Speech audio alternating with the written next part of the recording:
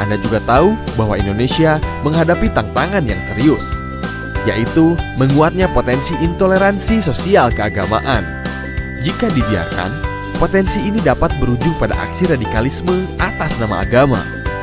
Proyeksi statistik survei ini memperkirakan ada sekitar 600.000 jiwa pernah melakukan aksi radikalisme atas nama agama. Sekitar 11 juta jiwa berpotensi untuk melakukannya bila ada kesempatan, hampir menyamai jumlah penduduk Jakarta dan Bali. Aksi radikalisme ini mencakup pemberian dukungan dana atau materi kepada organisasi radikal, sampai dengan melakukan penyerangan terhadap rumah ibadah pemeluk agama lain. Ingat, ini angka potensial hasil proyeksi, bukan angka aktual. Ada 3 hal yang berpengaruh signifikan atas potensi ini. 1.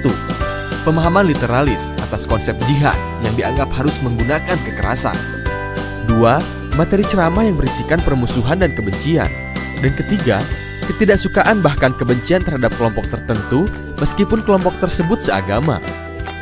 Tapi survei ternyata menemukan bahwa pendidikan, pendapatan, dan wilayah tempat tinggal di desa atau kota tidak berhubungan langsung dengan intoleransi dan radikalisme sosial keagamaan.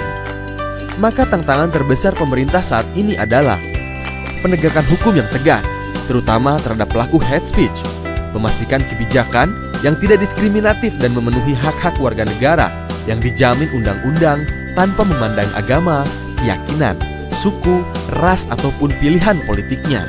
Pemerintah pusat dan daerah juga tidak boleh memberi dukungan kepada kelompok atau organisasi yang diketahui melakukan aksi-aksi intoleran dan radikal. DPR dan DPRD harus menghapus atau merevisi undang-undang atau peraturan yang bertentangan dengan semangat kebinekaan, perdamaian, dan non-diskriminasi.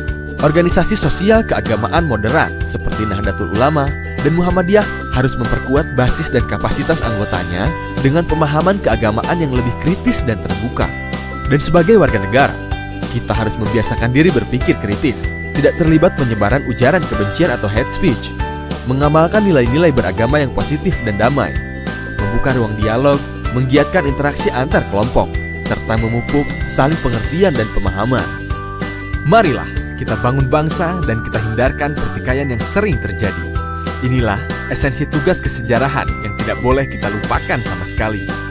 Karena Indonesia bukanlah milik sesuatu golongan, sesuatu agama, sesuatu suku, pun golongan adat istiadat tertentu, tapi milik kita semua, dari Sabang sampai Merauke.